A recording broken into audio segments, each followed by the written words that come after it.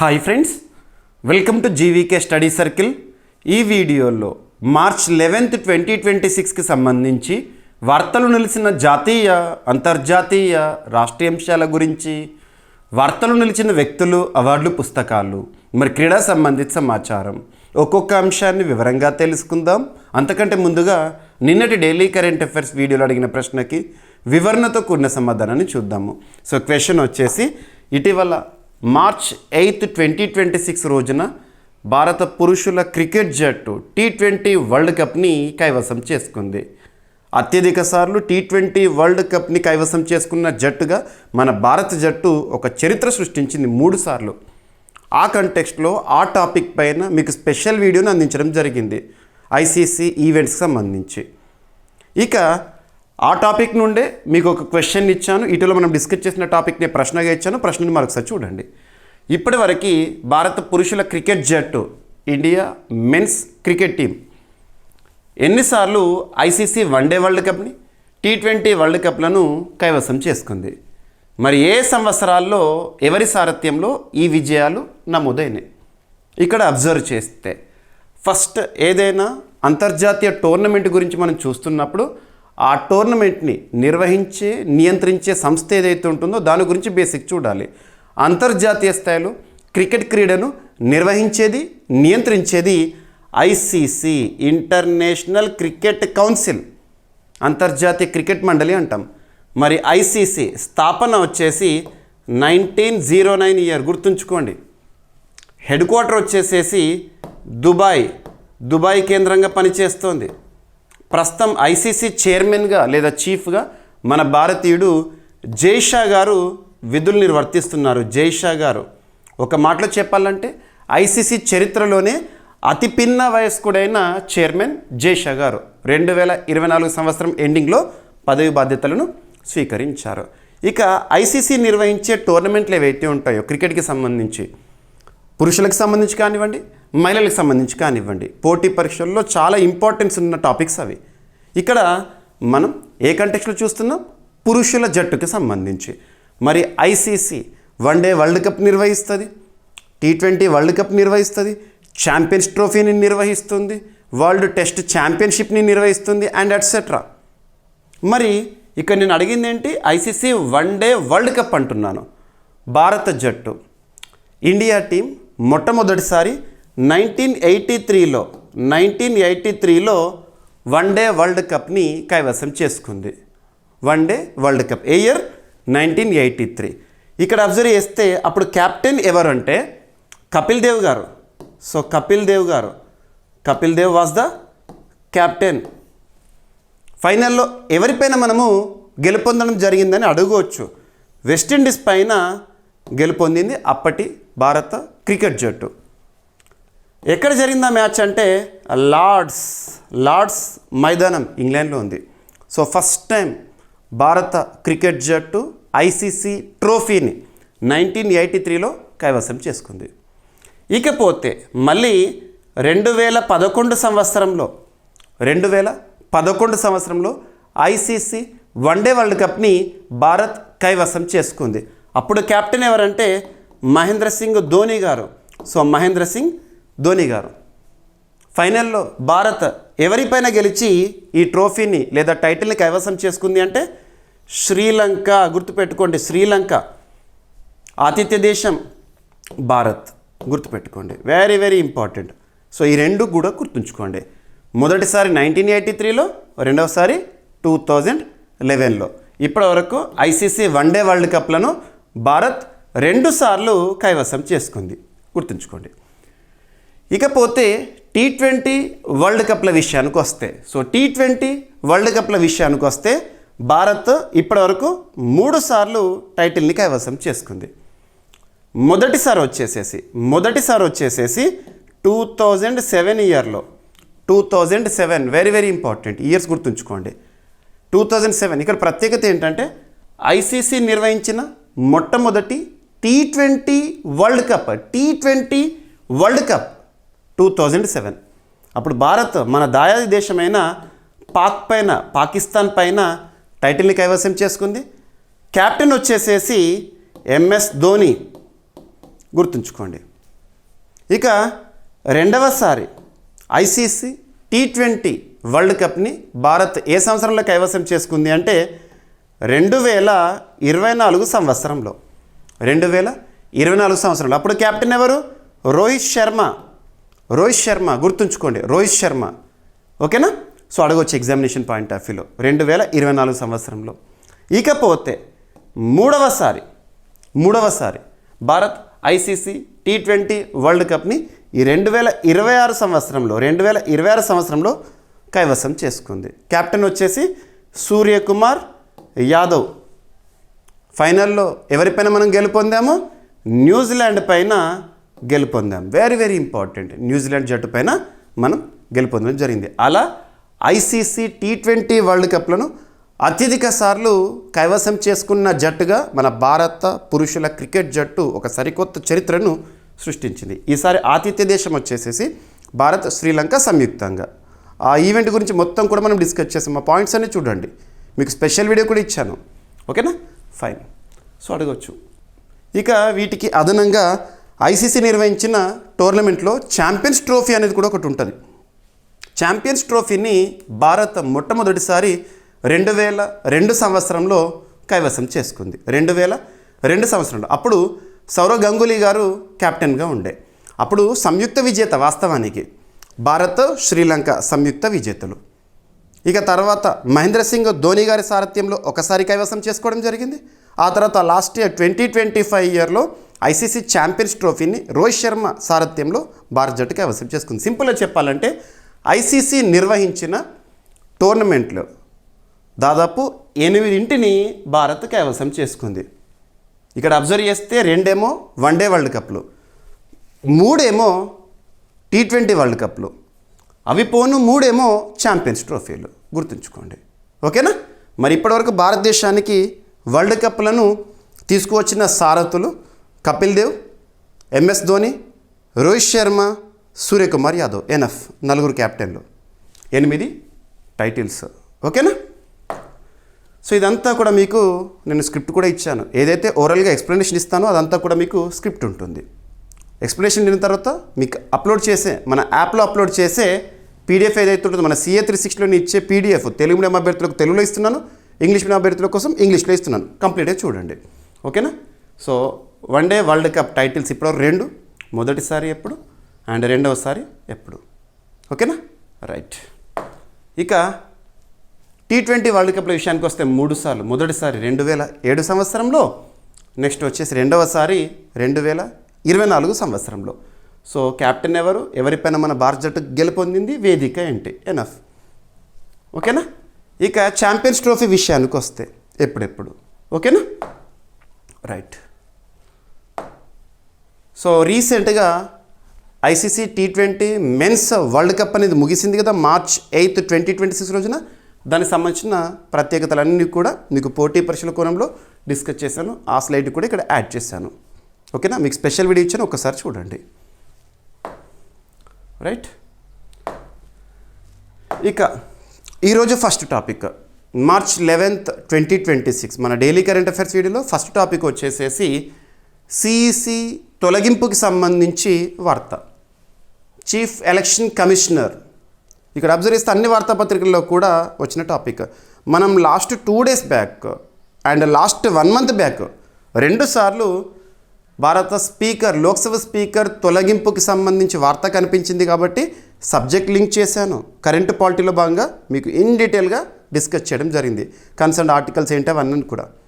ఇక ఈరోజు వార్తాపత్రికల్లో CEC తొలగింపుకి సంబంధించి కూడా ఒక వార్త ప్రచురితమైంది. ఆ వార్తను యాజ్ ఇట్ ఈజ్ చూడొద్దు, దాని సబ్జెక్ట్ లింక్ చేసుకోవాలి. యాజ్ ఇట్ ఈజ్ చూస్తే అది వార్తే అవుతుంది, న్యూసే అవుతుంది. మనకు కావాల్సింది current affairs. Concern subject link చేసుకోవాలి, దానికి సంబంధించిన స్టాటిక్ పార్ట్స్ని అడిషన్గా ఇవ్వాలి. ఇక్కడ అబ్జర్వ్ చేస్తే first election commission of India, ECI, ఒక రాజ్యాంగబద్ధ సంస్థ, కాన్స్టిట్యూషనల్ బాడీ. దేశంలోనే అత్యున్నత చట్టమైన రాజ్యాంగంలో 15వ భాగం. ఏదైనా భాగం అని చెప్పగానే ఆ బ్రాకెట్ గుర్తుకు రావాలి. 15వ భాగంలో ఏ ఆర్టికల్ నుండి ఏ ఆర్టికల్ వరకు ఉంటుంది. ఆర్టికల్ 324 నుండి 329 వరకు చూస్తాం మనం. భారతదేశంలో ఎన్నికల నిర్వహణ, ఎన్నికలకు సంబంధించిన సంస్థ కానివ్వండి, ఇవన్నీ ఉంటాయి. ఇందులో article 324 election commission of India గురించి తెలుపుతుంది. ఎలక్షన్ కమిషన్ ఆఫ్ ఇండియా కేంద్ర ఎన్నికల సంఘం, భారత ఎన్నికల సంఘం ఒక రాజ్యాంగబద్ధ సంస్థగా పనిచేస్తుంది. 1950 జనవరి 25న స్థాపన జరిగింది. మరి ఎలక్షన్ కమిషన్ ఆఫ్ ఇండియా 1+2 బాడీగా ఉంది ప్రస్తుతం. 1+2 బాడీ కంపోజిషన్. ఒకరేమో సిఈసి ప్రధాన ఎన్నికల అధికారి లేదా చీఫ్ ఎలక్షన్ కమిషనర్, ఇద్దరేమో ఎలక్షన్ కమిషనర్స్. ప్రధాన ఎన్నికల అధికారి లేదా చీఫ్ ఎలక్షన్ కమిషనర్గా ఎవరున్నారంటే జ్ఞానేష్ కుమార్ గారు. మరి జ్ఞానేష్ కుమార్ గారు ఎలక్షన్ కమిషన్ ఆఫ్ ఇండియా హిస్టరీలోనే ఎన్నవ వారు అంటే 26 సంఖ్య గుర్తుంచుకోండి. ఎలక్షన్ కమిషన్ ఆఫ్ ఇండియాకి ఎన్నవ chief election commissioner Gyanesh Kumar గారు అని అడుగుతారు ఎగ్జామినేషన్లో, 26th పర్సన్. ఓకేనా. ఇక వారు కాకుండా ఇంకా ఇద్దరు ఎలక్షన్ కమిషనర్స్ ఎవరు? ఒకరేమో సుఖ్బీర్ సింగ్ సంధు గారు, ఒకరు వివేక్ జోషి గారు ఒకరు. ప్రస్తుతానికి వాళ్ళిద్దరు అప్రస్తుతం. మనకు కావాల్సింది చీఫ్ ఎలక్షన్ కమిషనర్. రీసెంట్గా తన మీద చాలా అభియోగాలను మోపుతున్నారు ప్రతిపక్షాలు. రాహుల్ గాంధీ కానివ్వండి, వెస్ట్ బెంగాల్ ముఖ్యమంత్రి, ప్రస్తుతం తృణమూల్ కాంగ్రెస్ అధినేత్రి మమతా బెనర్జీ గారు కానివ్వండి. ఇటీవల సార్ ఏదైతే ఉంటుందో ఎలక్షన్ కమిషన్ ఆఫ్ ఇండియా ఎన్నికల్లో ట్రాన్స్పరెన్సీ ఉండాలి, ఏవైతే నకిలీ ఓట్లు వేసే వాళ్ళకి సంబంధించిన ఆ ఓటర్ జాబితా ఏదైతే ఉంటుందో వాటన్నిటి కూడా ప్రక్షాళన చేయడం, ఇవన్నీ కూడా మనం చూస్తున్నాం. So election commission of India పైన, ముఖ్యంగా సిఈసి పైన తొలగింపు తీర్మానాన్ని ప్రవేశపెడతాము అని చెప్పేసేసి ప్రకటించారు. అదే ఈరోజు వార్త వచ్చింది మనకి. ఇక్కడ ఆ వార్తలన్నీ అనవసరం, సబ్జెక్ట్ ఇంపార్టెంట్. మరి నిజంగానే ఎలక్షన్ కమిషనర్, ముఖ్యంగా సిఈసిని ప్రధాన ఎన్నికల అధికారిని, చీఫ్ ఎలక్షన్ కమిషనర్ని తొలగించవచ్చా అంటే తొలగించవచ్చు. ఎక్కడ ఉంటుంది? రాజ్యాంగంలో ఉంటుంది. తొలగింపు ప్రక్రియ ఎలా ఉండాలని చెప్పేసి మీరు ఆర్టికల్ 324లో భాగంగా 324 క్లాస్ 4, 324 క్లాస్ 5 చూసుంటారు. సిఈసి తొలగింపుకి సంబంధించిన ప్రక్రియ. ఇక్కడ మీకు టాపిక్ని లింక్ చేస్తాను. ఒక టాపిక్ని మరొక టాపిక్తో లింక్ చేయగలగాలి.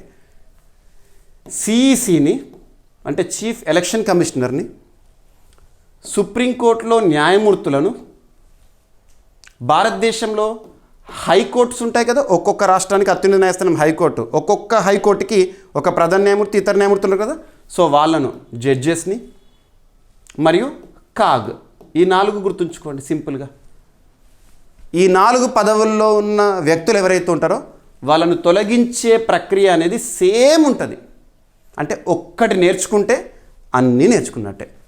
మరి ఇక్కడ అబ్జర్వ్ చేస్తే సుప్రీంకోర్టు న్యాయమూర్తులను తొలగించాలంటే ప్రక్రియ గురించి రాజ్యాంగంలో ఆర్టికల్ 124 క్లాస్ 4 క్లాస్ 5లో మనం చూస్తాము. అది నేర్చుకుంటే చాలు. సేమ్ అదే ప్రక్రియలో ఆర్టికల్స్ మారుతాయి అంతే. అదే ప్రక్రియలో వీళ్ళను తొలగించవచ్చు. మనకు ఆర్టికల్ 124 క్లాస్ 4 ప్రకారము గ్రౌండ్స్ అంటే ఏ కారణాల చేత భారతదేశంలో సుప్రీంకోర్టు న్యాయమూర్తులను తొలగించవచ్చు. సుప్రీంకోర్టు న్యాయమూర్తులను తొలగించాలంటే కారణాలు ఏంటి? 2 కారణాలు మెన్షన్ చేశారు. ఒకటి ఇన్కెపాసిటీ, సెకండ్ వచ్చేసేసి మిస్బిహేవియర్. ఇన్కెపాసిటీ అంటే అసమర్థత, మిస్బిహేవియర్ అంటే అనుచిత ప్రవర్తన. ఈ 2 కారణాలను మెన్షన్ చేశారు ఆర్టికల్ 124 క్లాస్ 4లో, పార్ట్ 5లో ఉంటుంది. సో ఈ గ్రౌండ్స్ ప్రకారము ఎలా తొలగించాలి ప్రక్రియ గురించేమో మనం ఆర్టికల్ 124 క్లాస్ 5లో చూస్తాము. సో ప్రక్రియ, ఇప్పుడు నేను చెప్పే ప్రక్రియ ఏదైతే కారణాలు కూడా సేమ్, వీళ్ళని తొలగించాలంటే ప్రక్రియ కూడా సేమే. ఆ ప్రక్రియ ఏంటంటే ఎవరినైతే తొలగించాలనుకుంటున్నామో, ఉదాహరణకు సిఈసిని తొలగించాలంటే ఆ తొలగింపుకు సంబంధించిన తీర్మానం ఉంటుంది కదా, ఆ తీర్మానాన్ని ఫస్ట్ సభకు తీసుకురావాలి. మరి ఆ తీర్మానాన్ని సభలో ప్రవేశపెట్టాలంటే బలం కావాలి కదా. ఒకవేళ లోక్సభలో ప్రవేశపెట్టాలంటే కనీసం 100 మంది సభ్యుల సంతకంతో కూడిన తీర్మానము. అదే రాజ్యసభ అయితే 50 మంది రాజ్యసభ సభ్యులు ఉంటారు కదా, వాళ్ళ సంతకాలతో కూడిన తీర్మానము ప్రవేశపెట్టాలి. ఏ సభలో ప్రవేశపెట్టచ్చు, నో నీడ్ టు వర్రీ. ప్రవేశపెట్టిన తర్వాత సభాధిపతి, లోక్సభ అయితే స్పీకర్, రాజ్యసభ అయితే chairman. Rajya Sabha chairman is ex officio, vice president of India is ex officio chairperson of Rajya Sabha. ఆ సెంటెన్స్ మీకు తెలుసు కదా. సో ఏ సభలో అయితే ప్రవేశపెట్టాలనుకుంటున్నారో ఆ సభకి సంబంధించి సభాధ్యక్షుడికి ఆ తీర్మానాన్ని ఇవ్వాలి. మరి సభాధ్యక్షుడు ఏం చేస్తారంటే 3 సభ్యులతో కూడిన ఒక కమిటీకి ఆ తీర్మానాన్ని పాస్ చేస్తారు, ఇస్తారు, కమిటీ వేస్తారు. సింపుల్గా 3 సభ్యులతో కూడిన కమిటీ. ఆ 3 సభ్యుల్లో ఎవరు ఉంటారంటే ఒకరేమో సుప్రీంకోర్టు ప్రధాన న్యాయమూర్తి ఉండొచ్చు, లేదా సుప్రీంకోర్టులో సీనియర్ మోస్ట్ జడ్జి లేదా సుప్రీంకోర్టు జడ్జి ఒకరు ఉంటారు. సెకండ్ పర్సన్ వచ్చేసి మన భారతదేశంలో ఒక్కొక్క రాష్ట్రానికి ఒక్కొక్క హైకోర్టు ఉంది కదా, అలా హైకోర్టుకు సంబంధించి ఏదైనా ఒక హైకోర్టుకు సంబంధించిన ప్రధాన న్యాయమూర్తిని ఈ కమిటీలో పెడతారు. నెక్స్ట్ ఒక న్యాయవేత్త, ప్రముఖ జ్యూరిస్ట్ ఎవరైతే ఉంటారో తనని. అలా 3 సభ్యులతో కూడిన ఒక కమిటీకి ఈ తొలగింపు తీర్మానం ఏదైతుందో విచారించేందుకు పంపిస్తారు. ఈ విచారణ కమిటీ, ఎంక్వైరీ కమిటీ ఏం చేస్తుందంటే ఎస్ తనపైన మోపిన అభియోగాలు ఏవైతే ఉన్నాయో రైటా, నిజమేనా కాదా అని ఎంక్వైరీ చేస్తుంది. ఒకవేళ నిజమైందనుకోండి యాజ్ ఇట్ ఈజ్ రిపోర్ట్ చేస్తుంది, సభాధ్యక్షుడికి ఇస్తుంది. సో సభాధ్యక్షుడు దాన్ని సభలో ప్రవేశపెట్టడానికి అనుమతిని ఇస్తారు. అప్పుడు మరి సభలో ప్రవేశపెడితే ఆ తొలగింపు తీర్మానాన్ని సభలో ప్రవేశపెడితే ఎంతమంది సభ్యులు ఆమోదం తెలపాలి, ఎంతమంది సభ్యులు ఆ తీర్మానానికి మద్దతు పలకాలి అంటే, ఒకటి తొలగించాలంటే 2/3 మెజారిటీ. 2/3 అంటే స్పెషల్ మెజారిటీ. ఒకవేళ స్పెషల్ మెజారిటీతో గనక ఆ తీర్మానం గనక నెగ్గిందనుకోండి, అప్పుడు ఫైనల్గా రాష్ట్రపతి చేతుల మీదుగా ఈ తొలగింపు ప్రక్రియ అనేది పూర్తవుతుంది, తొలగిస్తారు. ఒకవేళ స్పెషల్ మెజారిటీలో గనక ఆమోదం రాలేదనుకోండి, ఆటోమేటిక్గా అంతటితో బిల్లు క్లోజ్ అవుతుంది. ఏ సభలో ప్రవేశపెడితే ఆ సభలోనే క్లోజ్. ఒక సభలో పాస్ అయిన తర్వాత ఇంకొక సభకి రావాలి. ఒకవేళ ఇనిషియేటింగ్ హౌస్లోనే ఆ బిల్లు కనుక వీగిందనుకోండి, అంతటితో క్లోజ్ ఇక. సో ఈ విధమైన ప్రక్రియ మీరు ఇదంతా కూడా సబ్జెక్టులో నేర్చుకుంటారు. మీకు ఇండియన్ పాలిటీ క్లాసెస్లో చాలా డెప్త్గా చెప్పాను ఇవన్నీ కూడా. కోర్ కాన్సెప్ట్ మీకు ఈచ్ అండ్ ఎవ్రీ టాపిక్ని కూడా పోటీ పరీక్షల కోణంలో మీరు భారతదేశంలో ఏ పోటీ పరీక్ష అయినా, ఏ స్థాయి పోటీ పరీక్షను కూడా ఈజీగా ప్రశ్నలు చేయగలుగుతారు మన ఇండియన్ పాలిటీ క్లాసెస్ వింటే. దాన్ని చాలా అప్డేట్ చేశాను కోర్సుని కూడా. 2025 డిసెంబర్ 31 వరకు అప్డేట్స్ ఇచ్చేసాను, చూడండి. ఓకేనా? సో ఇదంతా కూడా మనం ఈ టాపిక్కి నేను లింక్ చేశాను. ఎనఫ్. ఓకేనా? ఇదంతా కూడా మీకు స్క్రిప్ట్ రూపంలో ఇవ్వడం జరిగింది. అదే ఇప్పుడు సిఈసి తొలగింపు కదా, ఏ ఆర్టికల్ ప్రకారం అంటే ఆర్టికల్ 324 క్లాస్ 5 ప్రకారము లింక్ చేసుకోండి. సిఈసి అయినా, సుప్రీంకోర్టులో న్యాయమూర్తులైనా, హైకోర్టులో న్యాయమూర్తులైనా, కాగైనా వీళ్ళని తొలగించాలంటే సేమ్. ఓకేనా? అదే ఒకవేళ సిఈసి కాకుండా ఇంకా ఇద్దరు ఉంటారు కదా ఎలక్షన్ కమిషనర్స్, వాళ్ళని తొలగించే ప్రక్రియ కూడా సేమ్ అంటే కాదు. సిఈసి సిఫార్సు మేరకు రాష్ట్రపతి గారు సింపుల్గా తొలగిస్తారు, అది డిఫరెంట్. ఓకేనా? రైట్. సో ఇదంతా కూడా మీకు నేను ఎక్స్ప్లెనేషన్ ఏదైతే ఇచ్చానో స్క్రిప్ట్ రూపంలో మెన్షన్ చేయడం జరిగింది. ఓకేనా? మీకు ఇదంతా కూడా పీడిఎఫ్లో ఉంటుంది. ఎక్స్ప్లెనేషన్ విన్నారు కదా, ఈచ్ అండ్ ఎవ్రీ సెంటెన్స్ మీకు పీడిఎఫ్లో ఉంటుంది. ఓకేనా? రైట్. సో ఎన్నికల సంఘానికి సంబంధించిన బేసిక్ పాయింట్స్, సుప్రీంకోర్టుకు సంబంధించి, ఓకేనా? సో తొలగింపు తీర్మానం గురించి ఇవన్నీ కూడా ఇంపీచ్మెంట్ మోషన్ అంటాం, తొలగింపు తీర్మానము. ఓకేనా? రైట్.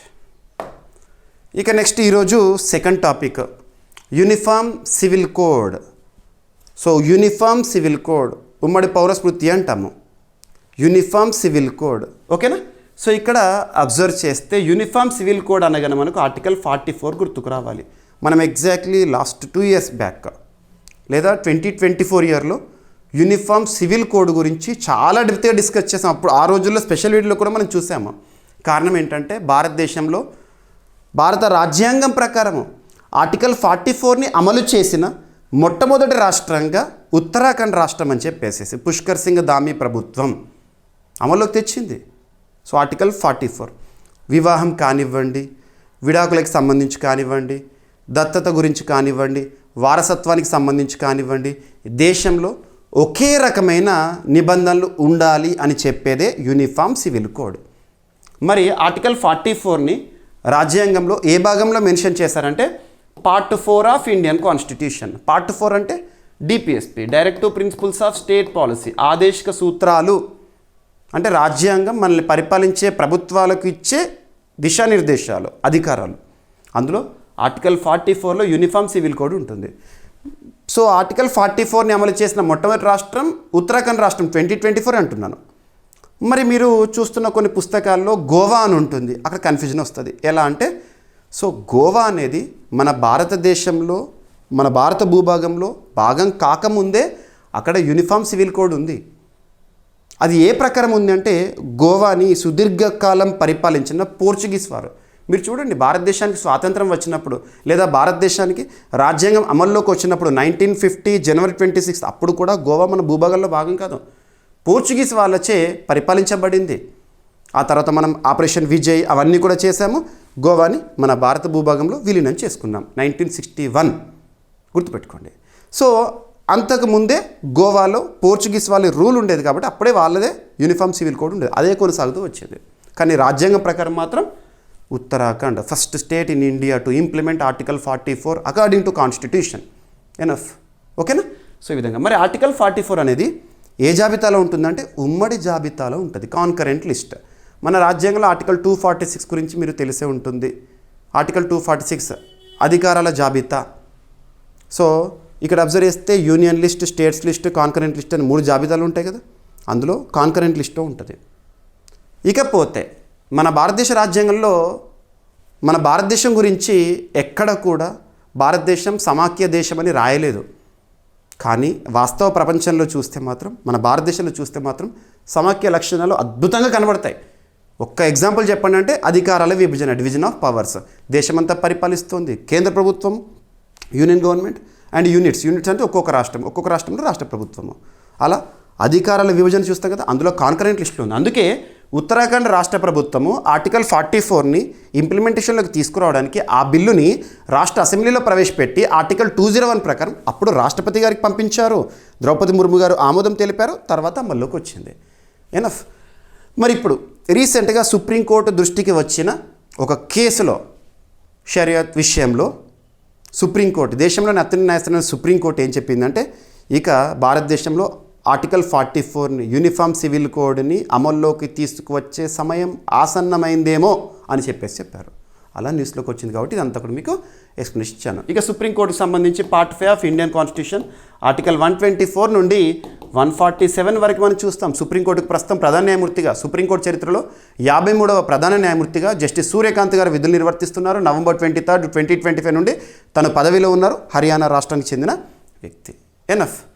సో ఇక్కడ చూడండి, సో సుప్రీంకోర్టు దేశంలో ఉమ్మడి పౌరస్మృతి అమలు చేసే సమయం ఆసన్నమైందని వ్యాఖ్యానించింది.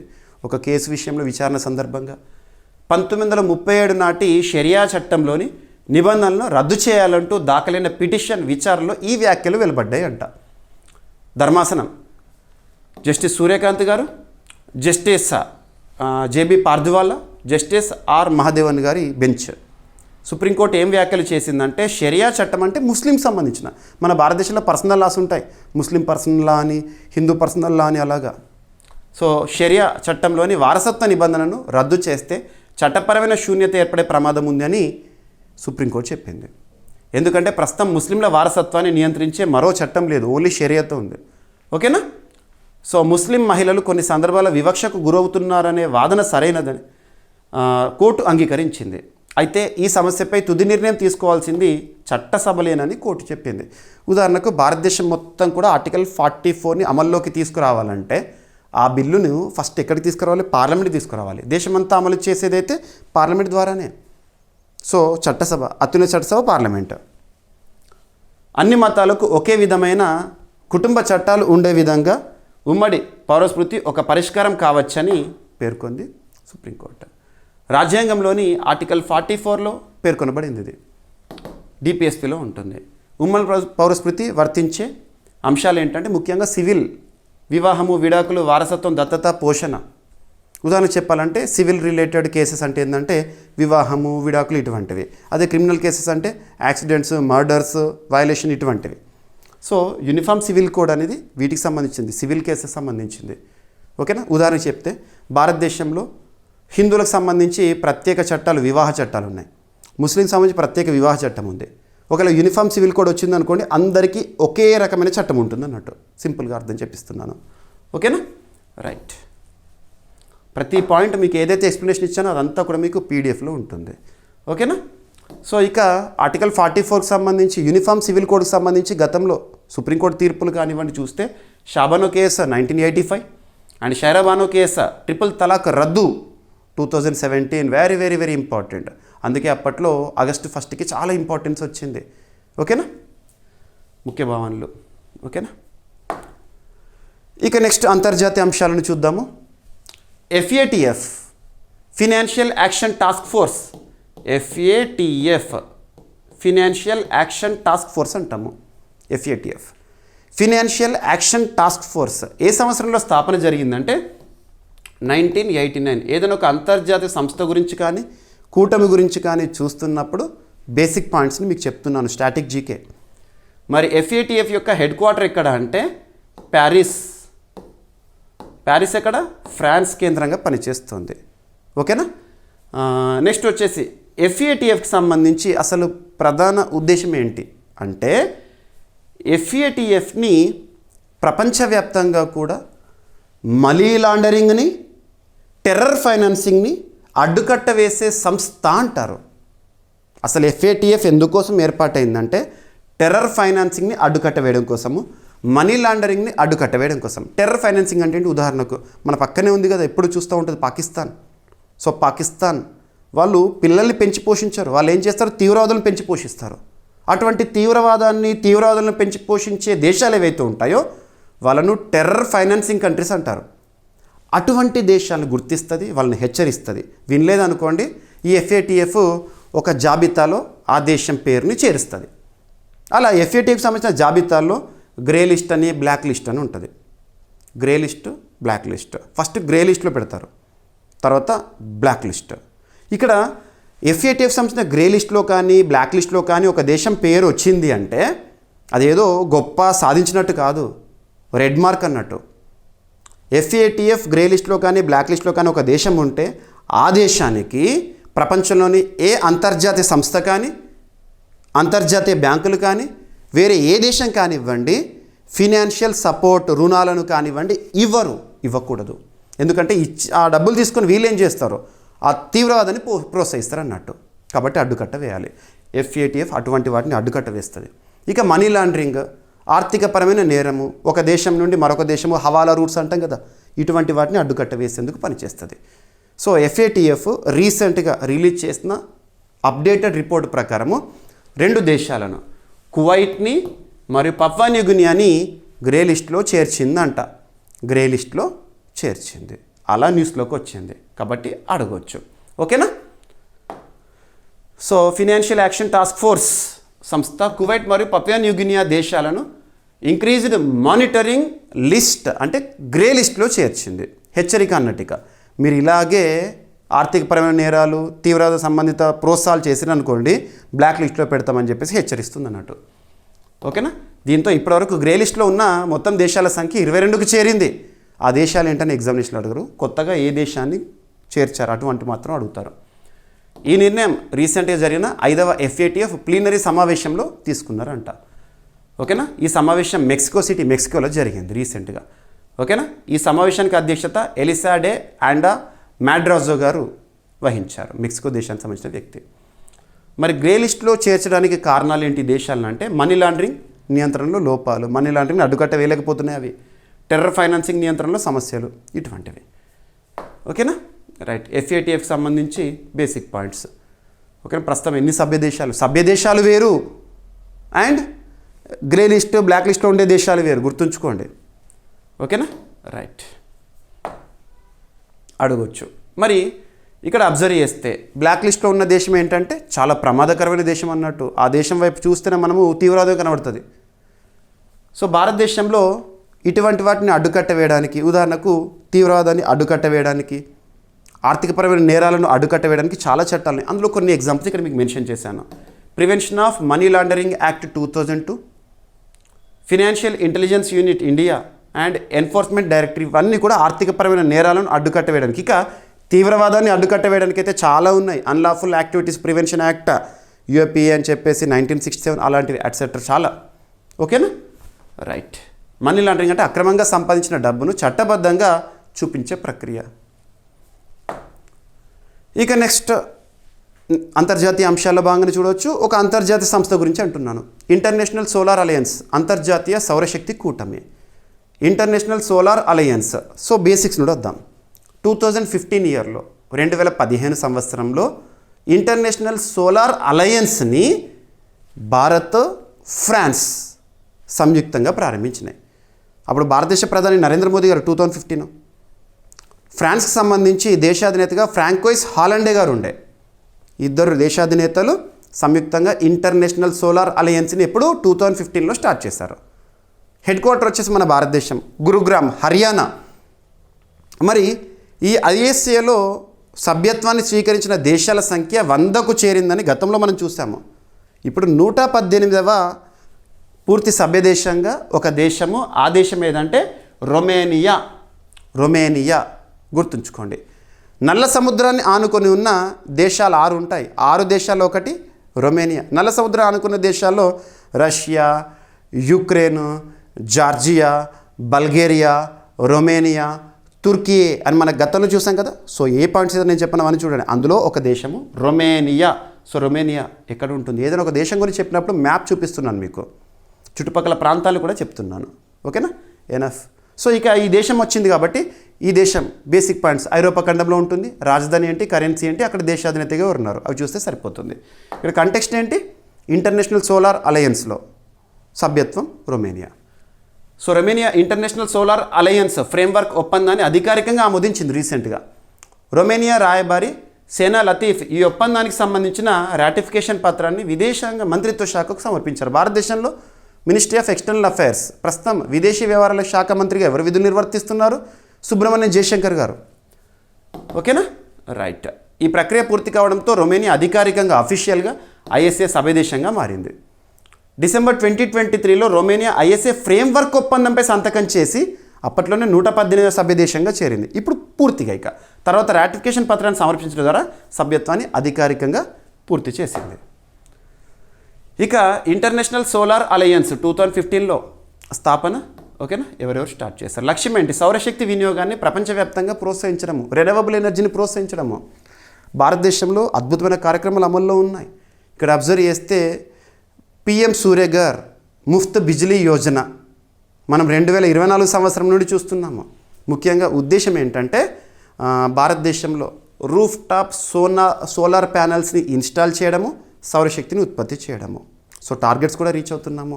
ఇకపోతే వ్యవసాయ క్షేత్రాలు, పంట భూముల్లో పిఎం కుసుమ్ కానివ్వండి, ఇవన్నీ కూడా సౌరశక్తికి సంబంధించింది. లింక్ చేసుకోండి వాటన్నిటిని. ఇక రొమేనియా న్యూస్లో ఉన్న కంట్రీ కదా. రాజధాని వచ్చేసి బుకారెస్ట్, కరెన్సీ వచ్చేసి రొమేనియన్ లేయు, అండ్ అధ్యక్షులు వచ్చేసి అక్కడ ఎవరున్నారు? రొమేనియా ప్రెసిడెంట్ ఎవరంటే నికుసర్ డాన్. ఈ పాయింట్స్ ఇంపార్టెంట్. ఏదైనా ఒక దేశం వచ్చింది అంటే దానికి సంబంధించిన బేసిక్ పాయింట్స్ అన్నీ చెప్తున్నాను. ఇక భారతదేశంలో ఏమేమి ఉన్నాయి? సోలార్ రిలేటెడ్గా ఎంకరేజ్మెంట్ ప్రోగ్రామ్స్ అని అవన్నీ కూడా. ఇక ఇరెనా అంతర్జాతీయ సంస్థ, సౌరశక్తికి సంబంధించి రెన్యూవబుల్ ఎనర్జీ అభివృద్ధిని ప్రోత్సహించే అంతర్జాతీయ సంస్థ. ఓకేనా? ఇక యూరోపియన్ గ్రీన్ డీల్, ప్రపంచంలో 2050 నాటికి కార్బన్ న్యూట్రల్ లక్ష్యంతో యూరోపియన్ యూనియన్ ప్రణాళిక. ఓకేనా? రైట్. ఇక నెక్స్ట్ నాటోకి సంబంధించి, NATO north Atlantic treaty organisation. NATO north Atlantic treaty Organization, the one and only military alliance in the world at present. ప్రపంచంలో ఏకైక సైనిక కూటమి. నాటో గురించి మనం ఎప్పటి నుండి వార్తల్లో రెగ్యులర్గా రిపీటెడ్గా చూస్తున్నామంటే 2022 ఫిబ్రవరి నుండి. అంతకుముందు కూడా చూసాము కారణాల్లో, కానీ అప్పుడైతే రెగ్యులర్గా న్యూస్లో ఉంది. ఎందుకు అంటే ప్రస్తుతం మనం చూస్తున్న రష్యా యుక్రెయిన్ సంక్షోభానికి ప్రధాన కారణాలు 2. ఆ రెండిట్లలో ఒకటి నాటో, ఒకటి బ్లాక్ సీ. యుక్రెయిన్ నాటోలో చేరడానికి ప్రయత్నించడం, దాన్ని అడ్డుకట్ట వేయడానికి రష్యా చేసిన ప్రయత్నము, అవన్నీ కూడా చూసాము. ఇక ఫైనల్గా యుద్ధమే వచ్చింది 2022 ఫిబ్రవరి నుండి. సో నాటో గురించి ఫస్ట్ చూద్దాం. ఈరోజు ఒక టాపిక్తో నాటో న్యూస్లో ఉంది కాబట్టి బేసిక్స్ చూద్దాం. ఎందుకంటే మీకు చాలాసార్లు చెప్పాను, నాటో గురించి ప్రశ్న లేకుండా ఏ ప్రశ్న పత్రం ఉండదు. దీనికి బెస్ట్ ఎగ్జాంపుల్ ఏంటో చెప్పనా? Last year UPSC civil services preliminary examination జరిగింది 2025. ఆ ప్రిలిమినరీ ఎగ్జామినేషన్ పేపర్ చూడండి. నాటోలో ఉన్న సభ్యత్వ దేశాలపైన ప్రశ్న అడిగారు. ఏ దేశం ఉంది, ఏ దేశం లేదని. అది ఎలా గుర్తుపెట్టుకోవాలో కూడా మీకు అప్పట్లో చెప్పాను. పక్కన పెట్టేస్తే, so NATO north Atlantic treaty organisation. NATO అని పిలిచిన, ఒటాన్ అని పిలిచిన ఒకటే. ఆర్గనైజేషన్ డు ట్రేటే అట్లాంటిక్ నాడ్, ఒటాన్. ఆర్గనైజేషన్ డు ట్రేటే అట్లాంటిక్ నాడ్ అన్న, నాటో అన్న ఒకటే. ఓకేనా? ఏ పేరుతో పిలిచినా ఒకటే. నాటో అనేది ఇంగ్లీష్, ఇదేమో ఫ్రెంచ్. పక్కన పెట్టేస్తే నాటో కూటమి 1949 ఇయర్ ఏప్రిల్లో స్థాపన జరిగింది. April 4th 1949. రెండవ ప్రపంచ యుద్ధం ముగిసిన తర్వాత ఏర్పడింది దానిలో. మరి నాటోలో మొదట్లో 12 సభ్య దేశాలు ఉండేవి ఫస్ట్లో. ఆ సభ్యత్వ దేశాల సంఖ్య 32కు చేరింది ఇప్పుడు, యాజ్ ఆన్ దిస్ డే. ఈరోజు మనం March 11th 2026 కదా. ఈరోజు కనుక మీరు అబ్జర్వ్ చేస్తే నాటోలో ఎన్ని సభ్య దేశాలు అంటే 32. కానీ ఇక్కడ చూడాల్సింది ఏంటంటే 31వ సభ్య దేశం ఏంటి, 32వ సభ్య దేశం ఏంటో గుర్తుపెట్టుకోండి. 31దేమో ఫిన్లాండ్ 2023లో, 32వదేమో స్వీడన్ 2024లో. ఇప్పటికైతే 2025లో ఒక్క సభ్య దేశం కూడా రాలేదు నాటోలో ఇక. ఓకేనా, పక్కన పెట్టేయండి. సో 32కి చేరింది. సింపుల్గా చెప్పాలంటే నాటోను నడిపిస్తుంది అమెరికా అని చెప్పొచ్చు. నాటో యొక్క ఉద్దేశం ఏంటంటే నాటో సభ్య దేశాలపైన ఏదైనా ఒక దేశం దాడికి వస్తే ఈ అన్ని దేశాలు కూడా ఆ దేశంపై మూకుమ్మడి దాడి చేస్తే సింపుల్గా. ఓకేనా, రైట్. ఇప్పుడు నాటోకి సంబంధించి హెడ్ క్వార్టర్ ఏంటి, బ్రస్సెల్స్, బెల్జియం. గుర్తుపెట్టుకోండి. సో ఆర్కిటిక్ ప్రాంతంలో నాటో కోల్డ్ రెస్పాన్స్ 2026 సైనిక విన్యాసం నిర్వహణ అనేది ఈరోజు న్యూస్ పేపర్లో మీరు చూస్తుంటారు. నాటో సంస్థ కోల్డ్ రెస్పాన్స్ 2026 అనే సైనిక విన్యాసాన్ని ఎక్కడ, లొకేషన్ ఇంపార్టెంట్ అనే విన్యాసం గురించి చూస్తే ఆర్కిటిక్ ప్రాంతంలో ప్రారంభించింది. ఈ విన్యాసంలో పౌరుల సిద్ధత మరియు టోటల్ డిఫెన్స్ వ్యూహాలపై ప్రత్యేక దృష్టి పెట్టారంట. కోల్డ్ రెస్పాన్స్ అనేది ప్రతి 2 సంవత్సరాలకు ఒకసారి జరిగే పెద్ద స్థాయి నాటో సైనిక విన్యాసం ఇది. బైఎన్నియల్, కొన్ని విన్యాసాల గురించి చూస్తున్నప్పుడు మనం కొన్ని వర్డ్స్ చూస్తాము. బైఎన్నియల్ అంటే that occurs once in 2 years, అంటే 2 ఏళ్ళకు ఒకసారి సంభవించేది. బై యాన్యువల్ అంటే that occurs twice in a single year, ఒక సంవత్సరం 2 సార్లు జరిగేది. యాన్యువల్ అంటే వార్షికం, సంవత్సరానికి ఒకసారి. ఇది బైఎన్నియల్. ఇది ప్రధానంగా నార్వే మరియు సమీప ఆర్కిటిక్ ప్రాంతాల్లో నిర్వహించబడుతుంది. ఏంటంటే కోల్డ్ రెస్పాన్స్ 2026. తీవ్రమైన ఆర్కిటిక్ వాతావరణ పరిస్థితుల్లో నాటో దేశాల రక్షణ సామర్థ్యాన్ని పరీక్షించడమే దీని యొక్క లక్ష్యం అంట. ఈ విన్యాసంలో నాటో ఆర్టికల్ 5 కింద సమూహ రక్షణ పరిస్థితులను అనుకరిస్తారు. ఎనఫ్. ఓకేనా. సో ఈ సభ్య దేశాలు ఏవైతే ఉంటే మేమంతా ఒక్కటే అని చెప్పడానికి సన్నద్ధతతో చూపించడమే ఈ విన్యాసము. రైట్. సో నాటోకి ప్రస్తుతం సెక్రటరీ జనరల్గా మార్క్ రుటే గారు ఉన్నారు. ఏదైనా ఒక అంతర్జాతీయ సంస్థ కానీ కూటమి కానీ మనకు వార్తల్లో కనిపించిందంటే దానికి సంబంధించిన బేసిక్ పాయింట్స్ ఇంపార్టెంట్. ఇక నార్వే రాజధాని వచ్చేసి ఆస్లో, కరెన్సీ నార్వేజియన్ క్రోన్.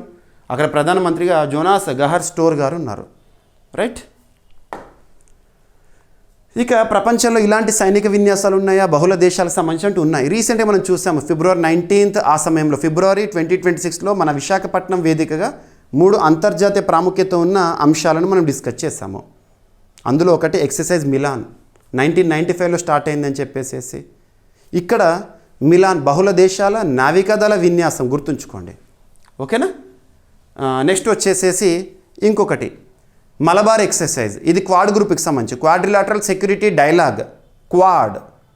సో 4 దేశాలు ఉంటాయి, US, India, Australia, Japan.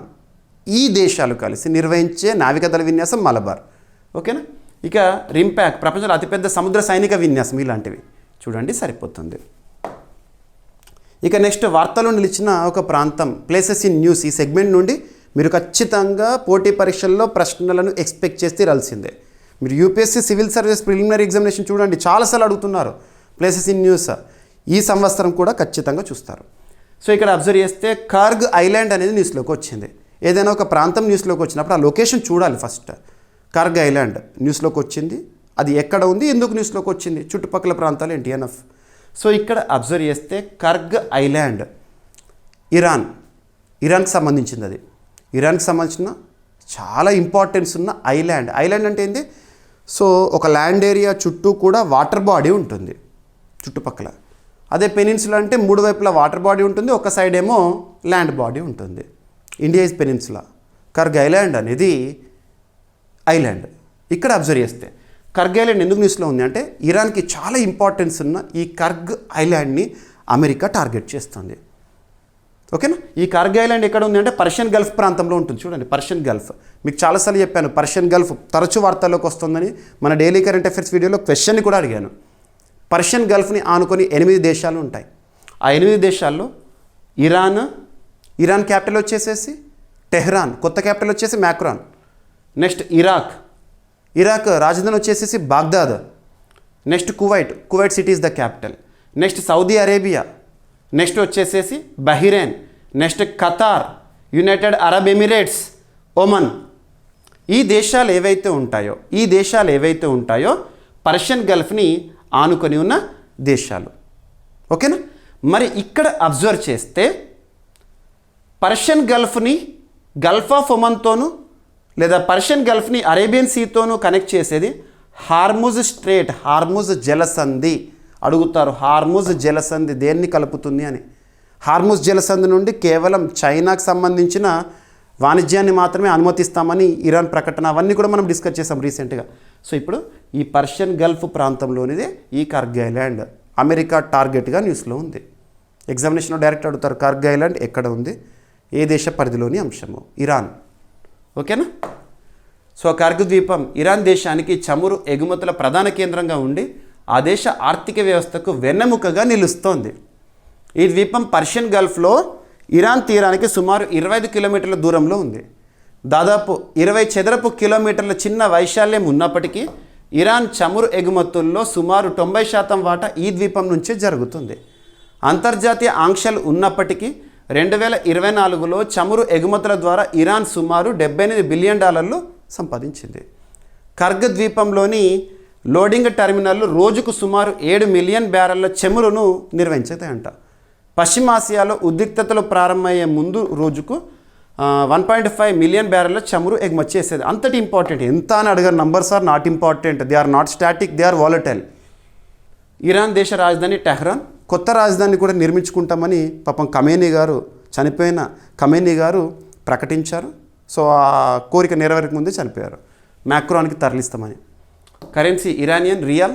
Supreme leader ప్రస్తుతం కొత్తగా వచ్చారు, ఎవరు, మోజ్తాబా ఖమేనీ. అధ్యక్షుడు మసౌద్ పెజెష్కియన్. కర్గ్ ద్వీపం పర్షియన్ గల్ఫ్లో ఉంది. ఇరాన్ చమురు ఎగుమతుల వాటాల్లో దాదాపు 90% ఇది ఇంపార్టెంట్. ఓకేనా. సో ప్రపంచంలో కొన్ని ఇంపార్టెంట్ స్ట్రేట్స్ చూడండి. మలక్కా జలసంధి వేటిని కలుపుతుంది, హార్ముజ్ జలసంధి వేటిని కలుపుతుంది, ఎగ్జామినేషన్లో అడుగుతారు. సో నెక్స్ట్ టాపిక్ వచ్చేసి అంతర్జాతీయ అంశమే. భారత్ మలావి దేశానికి అందిస్తున్న సాయం. మలావి దేశానికి భారత్ ప్రస్తుతం అన్నపూర్ణ కనపడుతుంది, ఎందుకంటే వాళ్ళ ఆకలి తీరుస్తోంది. భారతదేశం యొక్క ప్రత్యేకత తెలుసు, మనం అన్నపూర్ణగా పిలుస్తారు మన దేశాన్ని.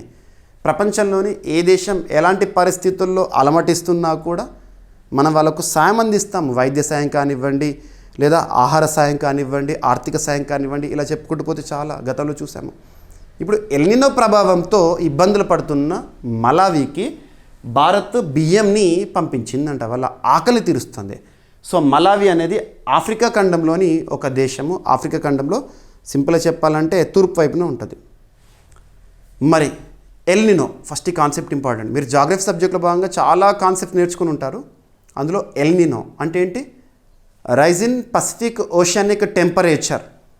Rise in Pacific oceanic temperature is called as El Nino అంటారు. దీనివల్ల సింపుల్గా చెప్పాలంటే వర్షపాతం తక్కువగా నమోదవుతుంది.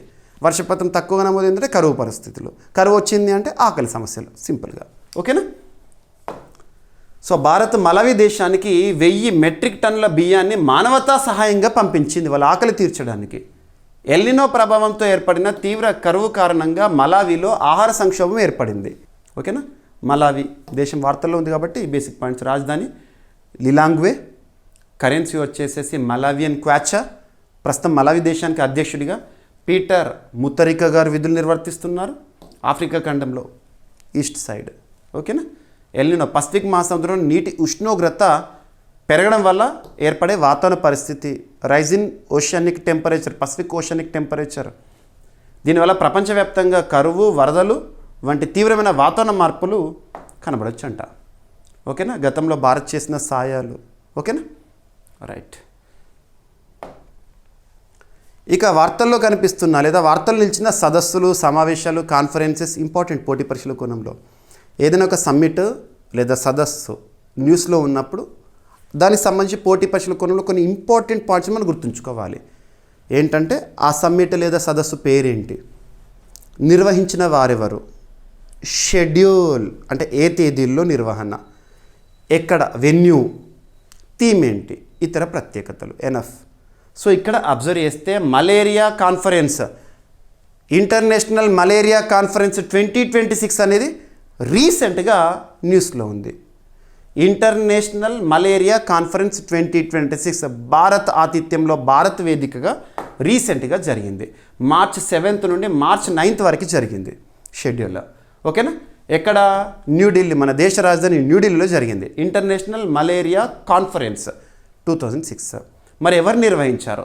ICMR, Indian council of medical research and national institute of malaria research వారు నిర్వహించారు.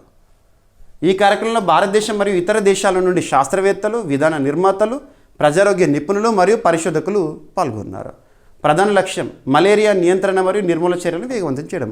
సో ఇంటర్నేషనల్ మలేరియా కాన్ఫరెన్స్ జరిగింది అంటే శాస్త్రవేత్తలు కానివ్వండి, వివిధ దేశాల నుండి ప్రతినిధులుగానే వస్తారు. సో ఎందుకు అంటే ఆయా ప్రాంతాల్లో మలేరియాని అడ్డుకట్ట వేయడానికి. ఓకేనా? సరిపోతుంది. సో థీమ్ ఏంటి అని అడుగుతారు. Discovery, development and delivery. థీమ్ని ఏ లాంగ్వేజ్లో ఉంటే అదే లాంగ్వేజ్లో గుర్తుపెట్టుకోండి. దయచేసి ఎట్టి పరిస్థితులను ట్రాన్స్లేట్ చేయకండి. Discovery, development and delivery, driving malaria elimination and beyond అనేది ఈ సదస్సు ఇంటర్నేషనల్ మలేరియా కాన్ఫరెన్స్ యొక్క థీమ్. మలేరియాపై తాజా శాస్త్రీయ పరిశోధనలను పంచుకోవడం జరిగింది ఈ సదస్సులో. ఓకేనా? మలేరియా నిర్మూలన కోసం అంతర్జాతీయ భాగస్వామ్యాన్ని బలోపేతం చేయడం అనేది చర్చకు వచ్చింది. ఇక Indian council of medical research 1911లో స్థాపన జరిగింది. ఓకేనా? న్యూఢిల్లీ కేంద్రంగా పనిచేస్తోంది. ఏ మంత్రిత్వ శాఖ పరిధిలో పనిచేస్తుంది? ICMR అంటే ministry of health and family welfare. ప్రస్తుతం కన్సర్న్ మినిస్టర్గా JP నడ్డా గారు. ప్రస్తుతం ICMRకి డైరెక్టర్ జనరల్. కొన్ని భారతదేశంలో ప్రముఖ సంస్థల గురించి చూస్తున్నప్పుడు డైరెక్టర్ జనరల్ ఎవరు, చీఫ్ ఎవరు, చైర్మన్ ఎవరు, ఇవి ఇంపార్టెంట్. అవన్నీ నేను చెప్తున్నాను. డైరెక్టర్ జనరల్ రాజీవ్ బహల్ గారు. ఓకేనా? So national institute of malaria research New Delhi కేంద్రంగా పనిచేస్తుంది. మలేరియాకి కారణం ఏంటి? ప్లాస్మోడియం పరాన్నజీవి. ఓకేనా? వ్యాప్తి అనాఫిలిస్ దోమ ద్వారా వ్యాప్తి చెందుతుంది. ఇక భారతదేశంలో కనుక అబ్జర్వ్ చేస్తే కొన్ని ఇనిషియేటివ్స్ మలేరియాని అడ్డుకట్ట వేయడానికి national framework for malaria elimination 2016-2030. భారతదేశంలో మలేరియా నిర్మూలన లక్ష్య ప్రణాళిక. అది ఎగ్జామినేషన్లో అడుగుతారు. మీరు గ్రూప్ 1 మెయిన్స్లో కానీ UPSCలో కానీ మలేరియా నివారణ గురించి అడగవచ్చు. సో ఇవి రాయండి. National vector borne disease control programme, malaria, dengue వంటి వ్యాధులను నియంత్రించే కార్యక్రమం భారతదేశంలో. అదే ప్రపంచంలో అయితే వరల్డ్ హెల్త్ ఆర్గనైజేషన్ వివిధ చర్యలు. World health organisation 1948 April 7th స్థాపన జరిగింది. జెనీవా, స్విట్జర్లాండ్ కేంద్రంగా పనిచేస్తోంది. టెడ్రస్ అదనం గారు ప్రస్తుతం చీఫ్గా విధులు నిర్వర్తిస్తున్నారు. ఇక నెక్స్ట్ ర్యాంకింగ్స్, ఇండిసెస్, రిపోర్ట్స్, వీటిపైన ఏ పోటీ పరీక్ష అయినా, ఏ స్థాయి పోటీ పరీక్ష అయినా తప్పనిసరిగా ప్రశ్నలను ఎక్స్పెక్ట్ చేసి తీరాల్సిందే. ఇక్కడ మన భారతదేశానికి సంబంధించిన ర్యాంకింగ్స్ ఫస్ట్, తర్వాత అంతర్జాతీయ స్థాయిలో వార్తలు ఉన్న ర్యాంకింగ్స్. సో ICJS 2.0 అమల్లో దేశంలో ఉత్తరాఖండ్ మొదటి స్థానంలో ఉందంట. ICJS అంటే ఇంటరాపరబుల్ క్రిమినల్ జస్టిస్ సిస్టమ్. ఇక నెక్స్ట్ భూమి పెట్టుబడుల గమ్యస్థానాల్లో భారత్కి ప్రపంచంలో 4వ స్థానం దక్కిందంట. సో ర్యాంకింగ్స్ భారత్ ప్రపంచంలో 4వ స్థానం. మరి ఈ ర్యాంకింగ్స్ని ఎవరు రిలీజ్ చేశారు? ఆ సంస్థ ప్రధాన కేంద్రం ఇక్కడ చూస్తే సరిపోతుంది. India a top land investment destination, ranked 4th globally for land and development investment అంట. ఇక next geography and environment related topics. మీకు ప్రతిసారి చెప్తున్నాను, కరెంట్ అఫైర్స్ అనేది ఒక సింగిల్ సబ్జెక్ట్ కాదు. మనం జనరల్ స్టడీస్లో భాగంగా నేర్చుకునే ఒక్కొక్క సబ్జెక్ట్ ఉంటుంది కదా, ఆయా సబ్జెక్ట్ వైజ్గా వస్తున్న అప్డేటెడ్ ఇన్ఫర్మేషన్. మీరు చూడండి, ఒక రోజు క్లాస్లో దాదాపు అన్ని అప్డేట్స్ కవర్ అవుతాయి. కరెంట్ పాలిటీ ఉంటుంది, కరెంట్ ఎకానమీ ఉంటుంది, so history, geography, SNT, environment etcetera అలా. ఓకేనా? సో ఇక్కడ సైలెంట్ వ్యాలీ నేషనల్ పార్క్ కేరళలోని జీవవైవిధ్య హాట్స్పాట్ రీసెంట్గా న్యూస్లో ఉంది. బర్డ్ సెన్సస్ సంబంధిత అంశము, పక్షుల గణన పక్కన పెడితే సైలెంట్ వ్యాలీ నేషనల్ పార్క్ గురించి మీరు సోషాలజీ సబ్జెక్ట్లో కానివ్వండి అండ్ జనరల్ స్టడీస్లో భాగంగా ఎన్వైర్మెంటల్ మూమెంట్స్ గురించి నేర్చుకున్నప్పుడు వింటారు. పర్యావరణ ఉద్యమాలు, భారతదేశంలో చోటు చేసుకున్న పర్యావరణ ఉద్యమాలు, ఎన్వైర్మెంటల్ మూమెంట్స్, అందులో సైలెంట్ వ్యాలీ మూమెంట్ గురించి మీకు తెలిసే ఉంటుంది. లయన్ టైల్డ్ మకాక్ సంరక్షణ కోసం జరిగిన ఉద్యమము. సైలెంట్ వ్యాలీ మూమెంట్ ఏ రాష్ట్రం అంటారు? కేరళ రాష్ట్రము. ఇటీవల కేరళ రాష్ట్రం తరచూ వార్తల్లోకి వస్తుంది. భారతదేశంలో మొట్టమొదటి గ్రాఫిన్ పాలసీ అని చెప్పేసేసి, కాంప్రహెన్సివ్ అర్బన్ పాలసీ అని చెప్పేసేసి, రైట్ టు ఇంటర్నెట్ని ప్రాథమిక హక్కుగా గుర్తించిన మొట్టమొదటి రాష్ట్రం అని చెప్పేసేసి, అండ్ 100% డిజిటల్ లిటరసీని సాధించిన మొట్టమొదటి రాష్ట్రం కేరళ అని చెప్పేసేసి. ఇక ఈరోజు ప్రశ్న, 2026 మార్చి నెలలో విడుదలైన సిప్రి 2021-2025 నివేదిక ప్రకారం ప్రపంచంలో అత్యధిక ఆయుధ దిగుమతిదారు దేశం ఏది? ప్రపంచ ఆయుధ దిగుమతుల్లో భారత్ ఏ స్థానంలో ఉంది? వాటా ఏంటి? ఇక మనం నిన్నటి క్లాస్లో ఈ టాపిక్ డిస్కస్ చేసాం. ఆ టాపిక్ గురించి మీకు ఎంతవరకు గుర్తుంటే అంతవరకు ఆలోచించండి. ఓకేనా? ఇక ఈరోజు టాపిక్స్ని క్విక్ రివిజన్ చేస్తే, నిన్నటి డైలీ కరెంట్ అఫైర్స్ వీడియోలో అడిగిన ప్రశ్నకి కంప్లీట్ ఎక్స్ప్లెనేషన్ ఇచ్చాను.